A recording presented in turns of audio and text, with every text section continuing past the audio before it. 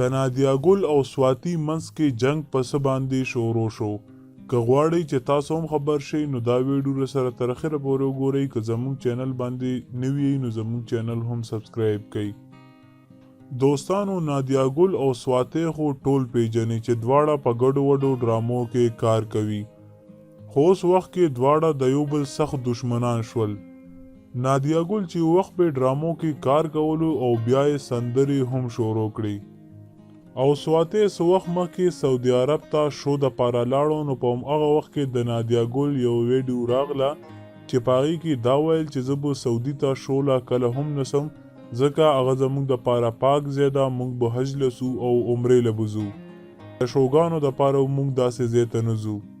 بیا دې نه بعد سواتي یو ویډیو جوړه کړه چې موږ څه کار هم کوو، ایکټینګ کوو او پیسې ګټو، او د شو نه بعد غلط کارونه نه کوو د پیسو ګټلو دپاره. او اوس دا جنگ په سوشل میډیا باندې ډیر زیات ګرم شوی دی. څوک سواتي له شاباسي ورکوي او څوک نادیا ګل له شاباسي ورکوي چې تا داسې خبره وکړه چې موږ سعودي ته حج لسو، موږ پکې شوګانې نه کوو. او که نادیا ګل دومره نه کوي نو دغه کارونه دې پرېږدي، بیا به موږ ته پته ولګي چې دا ډیره زیاته نیکه ده.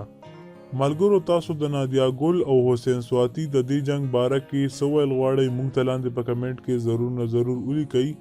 دا و زموږ نن ویډیو، تر بلې ویډیو مو په لوی الله سپارم.